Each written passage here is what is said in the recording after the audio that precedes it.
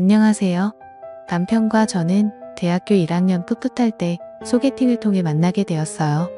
그때 만나 서로 첫눈에 반해버렸고 그렇게 우리는 사랑이 깊어져 결국 결혼에 골인하게 되었습니다. 남편은 저를 누구보다 아끼고 사랑해 주었어요.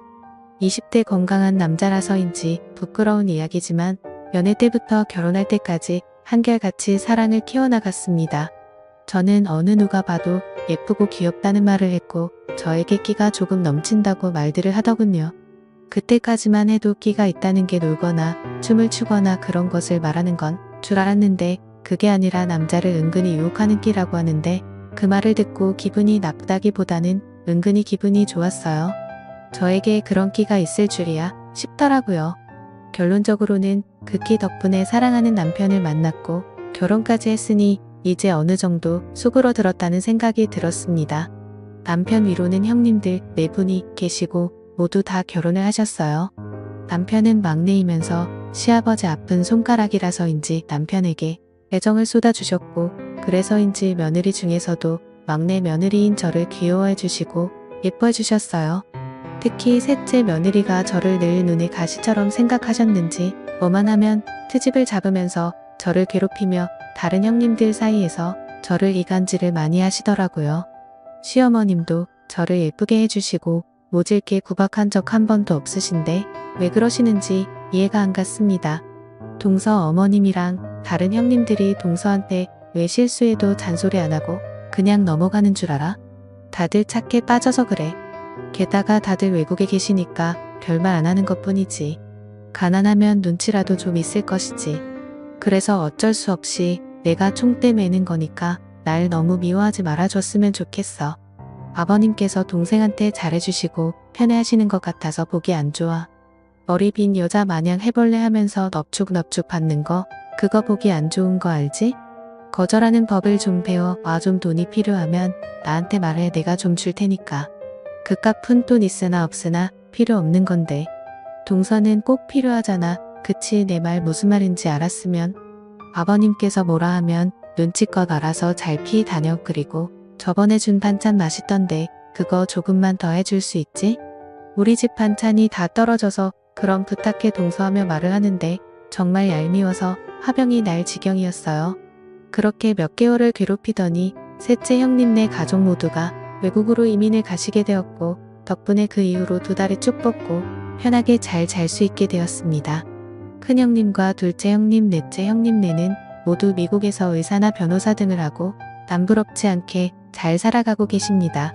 시아버지께서 워낙 교육열이 높으셔서 따뜻한 미국으로 유학을 보내주셨고 머리도 좋아 공부도 잘했다고 하더라고요.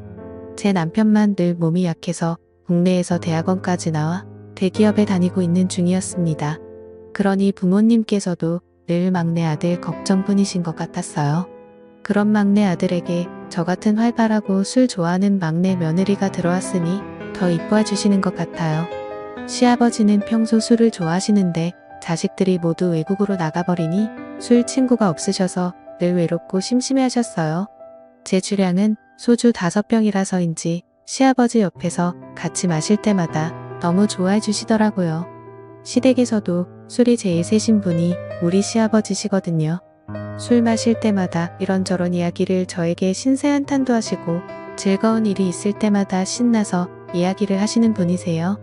저번에는 시아버지께서 갑자기 부자가 된 이야기를 해주시는데 돈에 관련된 이야기라서인지 더 귀 기울여 듣게 되었습니다. 시댁은 원래 도시 주변 시골에서 살고 계셨는데 그곳에 신도시가 생기는 바람에 가지고 계셨던 논이며 밭을 전부 팔아버리셨대요. 땅 평수가 수만 평이었고 그걸 전부 팔았으니 졸지에 부자가 되었다면서 아직도 통장 금액이나 건물 월세 들어오는 거 보면 믿기지 않는다고 하시더라고요.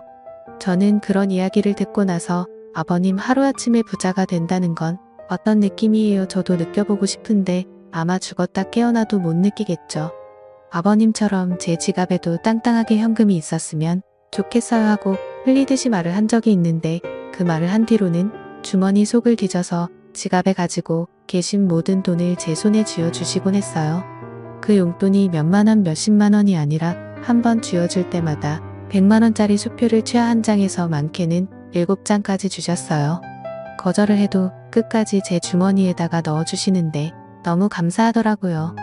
시아버지는 저에게 병약한 막내 아들을 때리고 사느라 고생한다면서 제가 필요한 것을 요청하면 언제든지 다 사주십니다. 게다가 저희 친정집도 어려운데 친정집에 조그마한 주택도 마련해 주시기도 하셨어요. 얼마 전에는 제 승용차도 제일 좋은 걸 사주셨어요. 시아버지 자랑을 하자면 일찍 결혼하셔서 올해 환갑밖에 안 되었고 워낙 동안이라서 얼굴은 40대 중반이라 해도 넘어가더라고요. 시아버지는 외출할 때 운동화에 청바지 그리고 흰티를 입고 나가셔서인지 저와 같이 팔짱을 끼고 나가면 오빠 동생 아니면 가끔 연인같이 다정하게 보인다는 말도 듣곤 합니다. 그걸 즐기시는 시아버지는 저에게 밖에서는 아버님이라고 부르지 말고 그냥 아빠라고 부르라고 하신 적이 있는데 저는 일부러 놀리려고 시아버지에게 아잉, 아빠는 무슨 그냥 큰오빠하고 부르는 게 나을 것 같아요. 아니다, 큰오빠보다 오빠가 낫겠다. 오빠 나 저기 앞에 아이스크림 먹고 싶은데 하나만 사주면 안 돼요 오빠 하고 불러본 적이 있는데 그 말을 듣고 좋아하는 시아버지를 보니 그때 왠지 모를 두근거림을 느끼게 되었습니다. 아이같이 웃는 모습이 왠지 꼭 안아주고 싶다는 충동을 저도 모르게 받았거든요. 시아버지는 운동도 많이 하셔서 30대 후반의 몸을 가지고 계십니다. 저와 같이 등산도 다니고 자전거도 같이 타고 하면서 시아버지와 저의 사이는 더 가까워지게 되었습니다. 저도 이제는 시아버지가 안 계시며 살아갈 수 없을 것 같았어요. 때로는 시아버지께서 제 남편인 것 같은 착각이 들 때도 있었고 사실 제 남자친구였고 애인이라고 혼자 생각하고 만날 때가 많았어요. 솔직히 모든 면에서는 남편보다는 시아버지와의 마음이 너무나 잘 맞더군요. 시아버지와 저는 전국의 관광지나 맛집을 같이 찾아다니면서 여행도 다니고 하는데 시어머니는 별 의심 없이 며느리와 시아버지 사이가 좋은가 보다 생각하고 지켜보셨고 저희 남편도 아들로서 못해준 효도를 저보고 해달라고 부탁을 하더라고요. 그렇게 시간이 지나가고 어느 순간부터는 시아버지가 점점 남자로 보이기 시작하는데 저는 그 순간 깜짝 놀랐습니다. 마음속으로 시아버지를 사랑하게 된 것 같았거든요. 시아버지도 말씀은 안 하시지만 그런 눈치였어요. 저희 두 사람은 서로를 느끼고 있었어요. 세상 사람들은 저에게 돈 때문에 시아버지를 이용하겠다고 말들은 하겠지만 그렇게 볼 수도 있겠구나 하는 생각도 듭니다. 저는 어릴 적부터 주변 사람들로부터 너무 이쁘다는 이야기를 참 많이 듣고 살았어요. 친정집은 가난했지만 화목했습니다. 그러나 돈이 없으니 먹고 싶은 것 입고 싶은 건 마음대로 하지도 못했어요. 돈 많은 부자들이 정말 부러웠고 저는 제 자신이 너무나 예쁘기 때문에 외모를 무기로 돈 많은 부잣집에 들어가겠다고 수백 번 다짐을 하고 살았거든요. 저는 남자가 나이 많은 건 관계가 없다고 생각하고 살아왔습니다. 나이가 많아도 저를 부유하게 만들어준다면 그 남자를 사랑하겠다고 다짐을 했거든요. 그 기회가 서서히 다가오고 있다는 느낌이 들기 시작했습니다. 그 대상은 제가 사랑하는 내 남자 시아버지였습니다. 뭐 사랑이 별거 있겠어요.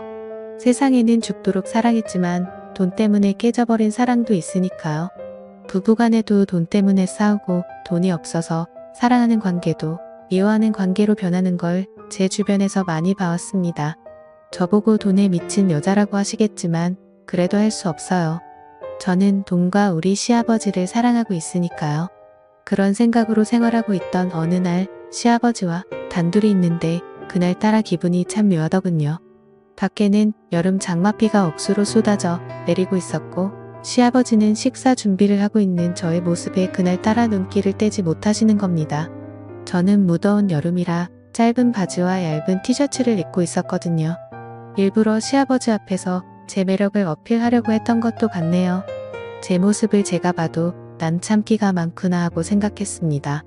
저는 제 남편에게 느끼지 못한 이상한 묘한 느낌을 시아버지를 통해 느끼고 있었어요.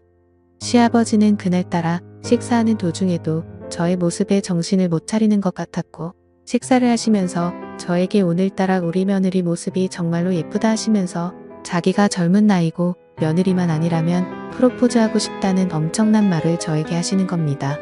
안 그래도 그 말씀에 놀랐는데 그 놀라움이 가시기도 전에 그 뒤의 말은 더 엄청났습니다. 오늘따라 너에게 용기를 내고 싶다고 말씀하시는데 저는 잘못 들은 줄 알고 깜짝 놀랐습니다. 저는 못 들은 척 아버님 저를 어떻게 하시겠다고요? 설마 제가 잘못 들은 거겠죠? 만약에 맞게 들었다면 아버님 오늘 농담이 좀 지나시네요 하고 말을 했는데 왠지 그날이 제 인생 역전을 할 수 있는 기회인 것 같아서 바로 시아버지 손을 잡고 아버님 언젠가는 그런 기회가 오지 않을까요? 하고 말씀을 드렸고 시아버지는 아무런 말씀도 없이 저를 보면 웃으셨습니다. 그렇게 식사를 마치고 다 먹은 그릇을 치우려고 일어서는 순간 갑자기 시아버지는 제 손을 잡으셨고 그렇게 저도 가만히 있어서 한참을 손을 잡고 있었습니다. 이후로 더 이상의 실수는 하지 않았죠. 하지만 저는 오늘 무슨 실수가 벌어져도 괜찮다는 생각을 하고 있었기에 싱겁게 끝나버린 시아버지의 용기가 너무나 아쉬웠습니다. 정말 제가 정신이 나간 것인지 남자를 밝히는 것인지 아니면 돈에 미쳐가는 것인지 잘 모르겠어요. 저는 서서히 시아버지가 제 남자가 뛰어가는 느낌이 들기 시작했습니다. 저는 제 방으로 들어와 커피를 한 잔 마시며 지금까지의 인생을 생각해보니 이제는 더 이상 물러설 곳이 없었어요. 시아버지도 제 마음을 아셨고 저 역시 시아버지의 마음을 알아버리고 말았습니다. 그래도 어쨌든 시아버지와 막내 며느리 사이인데 도덕적으로 있을 수 없는 일이며 엄청난 일이잖아요. 시아버지와 저는 밖으로는 내색 한 번 안 냈어요. 같이 술도 마시고 손까지 잡고 있는 그런 사이로 발전해 나가기 시작했습니다. 저도 사람인지라 때론 이건 아닌데 하면서도 시아버지와의 사이에 빠져들어가고 있었어요. 저는 친정 아버지께서 일찍 돌아가셨고 오빠가 없으니 집안에 남자들이 없었어요. 그러니 시아버지가 제 아빠 때론 오빠 같은 존재가 되어버린 것 같았어요. 시아버지는 한 번씩 술에 취한 날에 들어오시면 너 없이 못 살겠다는 말을 자주 하시곤 합니다. 그러던 어느 날 시아버지와 술을 한잔하면서 앞으로의 일에 대해 여러 가지 대화를 했고 제가 제 주량보다 훨씬 더 많이 마셔버리고 말았어요. 그날 시아버지는 작정을 하셨는지 술을 마시다가 갑자기 제 옆으로 오시더라고요. 그리고 결국 우리는 누가 보더라도 사랑하는 연인처럼 실수를 저지르고 말았습니다. 그날 이후 시아버지와 저의 사랑은 들키지 않고 1년을 유지했어요. 그동안 남편은 건강이 더 나빠지게 되었고 점점 살이 더 빠지고 방상하게 보이기 시작했습니다. 정기검진을 받았을 때는 이미 췌장암 말기였고 온몸에 전이가 되어 3개월밖에 못 사는 시한부 선고를 받게 되었습니다.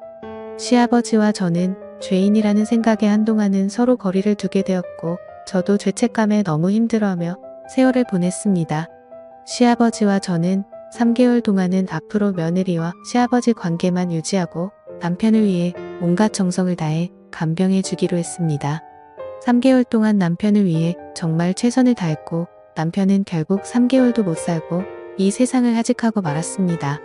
온 가족들이 모두 모여 젊은 나이에 떠난 남편이 불쌍하다고 다들 슬퍼해 주셨고 남편의 장례를 잘 치렀습니다.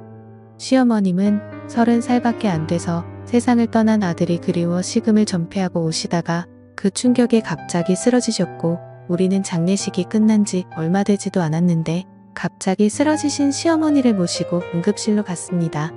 그렇게 응급실로 간 시어머니는 깨어나시지 않으셨고 결국 운명하시고 말았습니다.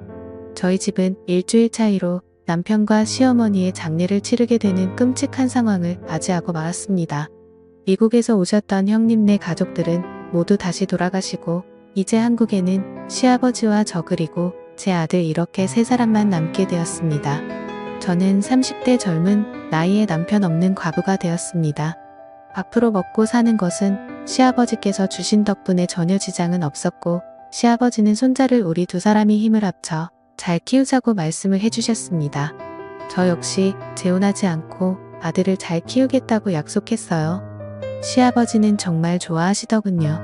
시아버지와 저는 남편과 어머니가 돌아가시고 1년 동안은 며느리와 시아버지로 돌아가자고 서로 약속을 했습니다.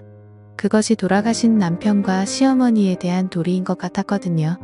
저희는 두 분의 명복을 빌며 조용히 보냈고 시아버지는 저의 집에 오셔서 식사를 하시고 집에 가시는 그런 생활을 자주 하셨어요. 1년이 지났을 무렵 저희들은 시아버지 집으로 가서 세 사람이 살게 되었고 낮 시간에는 저와 시아버지 두 사람만 남게 되었습니다. 시아버지는 집안일도 많이 도와주시더군요. 동네 사람들은 시아버지와 저의 관계를 잘 모르기 때문에 나이 차이 나는 서로를 잘 배려하는 보기 좋은 부부라고 말을 했습니다. 결국 현재는 시아버지와 저는 부부처럼 지내고 있습니다. 세상 사람들이 알게 되면 돌팔매질을 하겠지만 시아버지와 며느리의 관계를 떠나 남자 대 여자 그리고 사람 대 사람이라고 생각해보니 마음이 훨씬 편하더군요. 저는 시아버지와 며느리라는 기억을 닳고 다른 연인들처럼 한 남자와 한 여자로 살아가겠습니다. 긴 사연을 들어주셔서 감사합니다.